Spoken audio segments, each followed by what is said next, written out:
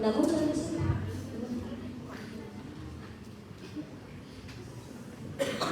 Oke. Nah, di sini penyebab kematian bayi itu bisa ada kelainan kongenital, bisa terjadi karena ada prematur atau preterm birth, kemudian bisa juga kematian bayinya akibat asfiksia atau trauma, dan bisa juga karena ada sepsis atau penyebab lainnya. Jadi kan angka kematian ibu dan angka kematian anak itu tinggi juga ya. Dia masuk ke salah satu bagian dari SDGs. Kemudian kelainan bawaan terbanyak ada 3. Yang pertama penyakit jantung bawaan, yang kedua adalah defek tabung saraf atau ini nanti ada istilahnya, maksudnya tulang belakang ya. Kemudian yang terakhir adalah sindrom Down. Ini prevalensi kelainan bawaan per 1000 kelahiran ada sekitar 8,8. Terus ini kelainan bawaan maksudnya apa? Kalau kita ada yang disebut, kalau kelainan bawaan sama juga kalau kita sebut kelainan kongenital. Sama juga kalau kita sebut malformasi kongenital atau anomali kongenital. Jadi ini kalau ada orang bilang kelainan bawaan, ada yang bilang malformasi kongenital atau anomali kongenital atau malformasi kongenital atau anomali bawaan, malformasi bawaan sama. Artinya apa? Kelainan struktur atau fungsional yang terjadi. Lihat ini yang tadi itu yang sebelumnya, bahwa ada yang kalau masih sampai pekan ke-7 itu masih morfologinya yang bermasalah. Nanti setelahnya itu bisa morfologi ataupun fungsinya. Kelainan bawaan bisa terjadi sejak dalam kandungan, atau dia saat lahir, atau nanti setelah lahir baru kelihatan kelainan bawaannya, atau terjadi kelainan bawaan. Nah, jenis-jenis morfologi itu ada 4 untuk kelainan bawaan. Ada yang pertama adalah malformasi. Kalau diartikan mal itu apa? Mal, kegagalan. Formasi, bentuk. Jadi gagal terjadinya pembentukan. Contohnya adalah kasus spina bifida, defek pada tabung saraf atau itu vertebra, medula spinalis. Ini kalau kita pikir-pikir, dan yang kedua adalah celah bibir atau palato. Ada yang tahu istilahnya? Bibir sumping. Nama medisnya? Palatohisis. Ini kira-kira kalau diingat-ingat tadi itu tahapan-tahapan, dia masuk di pekan keberapa ini kira-kira terjadi kelainannya? Sampai 7 ya. Pekan keberapa? Trimester berapa? Trimester mau dulu? Trimester 1. Pekan berapa? Sampai pekan ke-7. 7 tadi ya.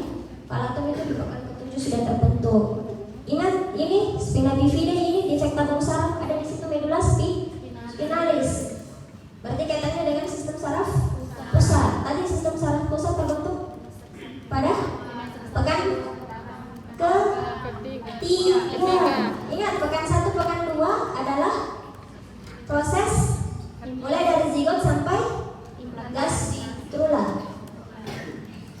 Sudah keimplantasi dan terjadi gastrula yang sudah terbagi menjadi ektoderm, endoderm sama mesoderm. Setelah itu masuk di pekan ke-3 baru pembentukan sistem saraf pusat. Kemudian jenis morfologi yang kedua adalah disrupsi. Apa artinya? Tidak. Ini rupsi. Ini kalau ini dia bilang amniotic band. Lihat ini bentuknya. Ada enggak?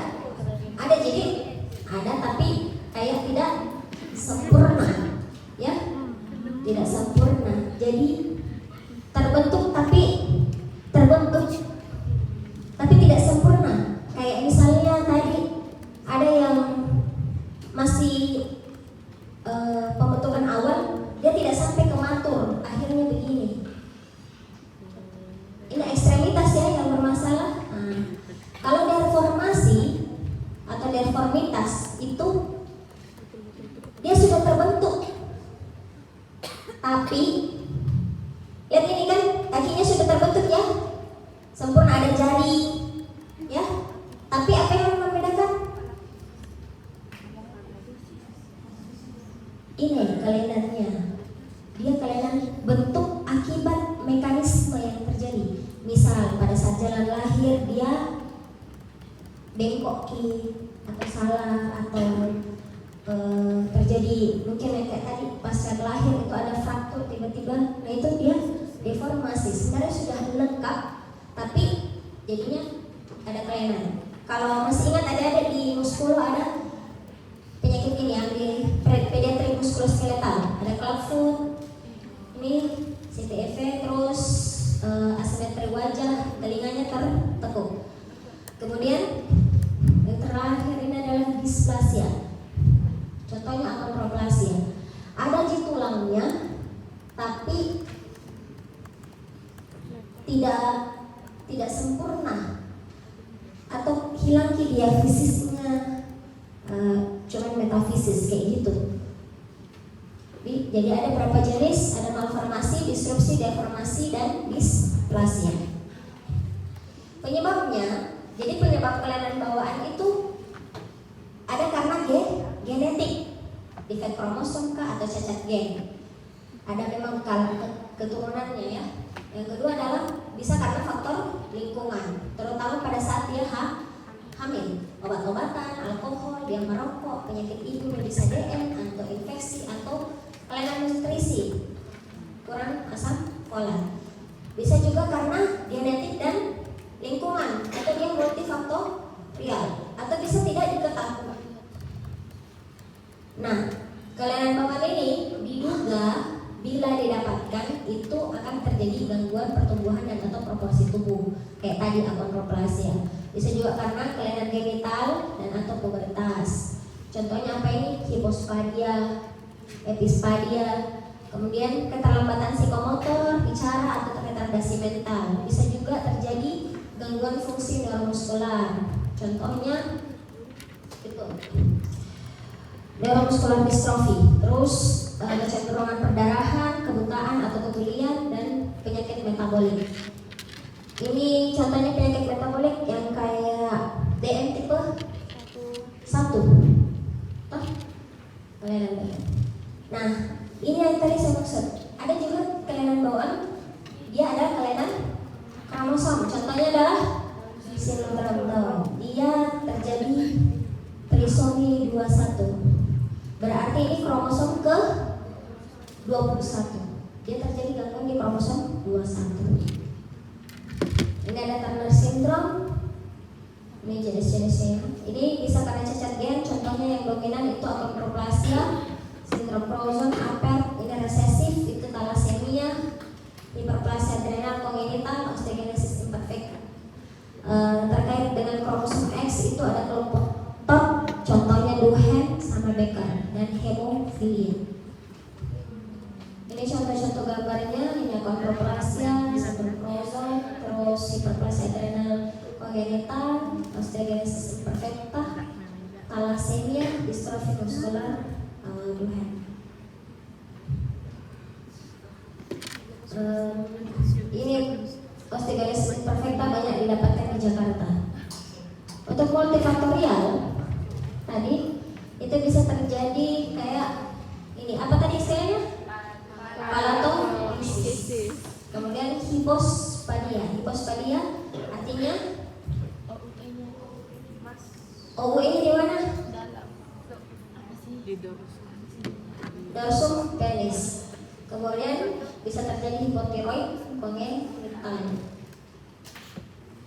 Ini distribusi di hipotiroid kongenital ada di Bali, DKI Jakarta paling tinggi, Jawa Tengah, Jawa Timur. Ini prevalensi ya, Sulawesi Selatan juga masuk.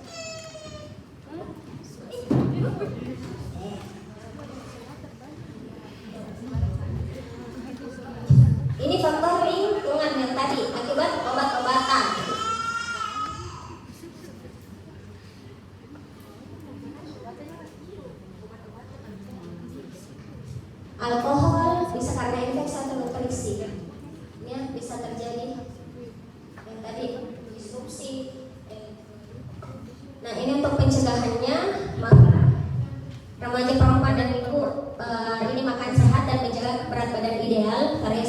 buah-buahan dan sayur, vitamin dan mineral sehingga asam folatnya cukup.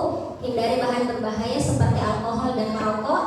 Kemudian pada ibu hamil, jangan hindari traveling ke daerah wabah infeksi dan terkena atau insektisida, pestisida atau logam berat, dan penanganan penyakit sebelum hamil itu perlu dilakukan bagi kasus DM dan tiroid.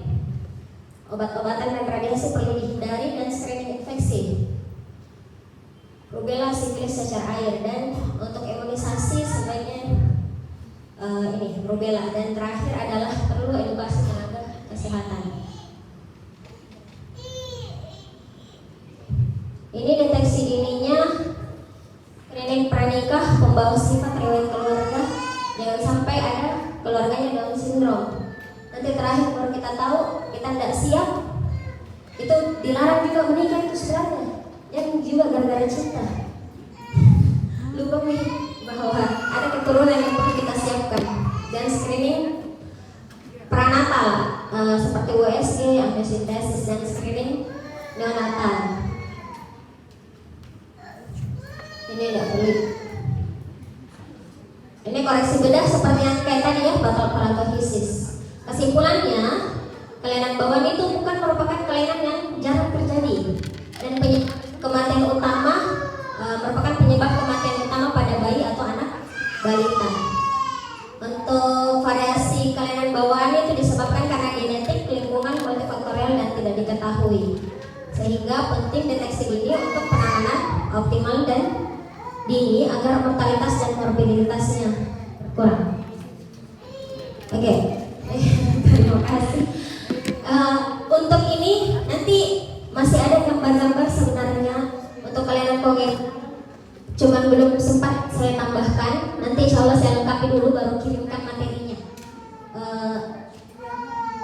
Tagih Kak, kalau paling lambat hari Ahad insya Allah saya upload di learning. Kalau belum tolong diingatkan.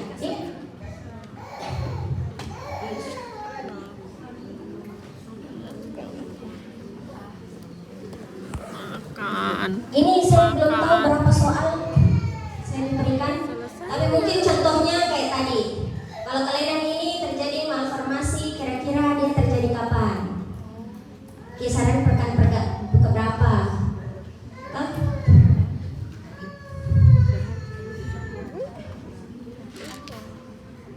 Ya, seperti itu.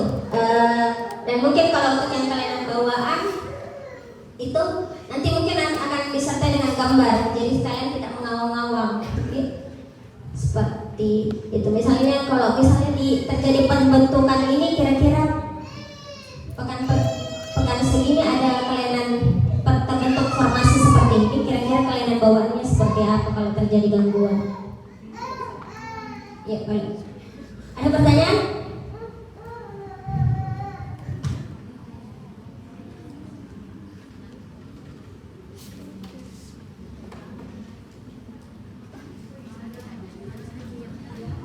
Ya,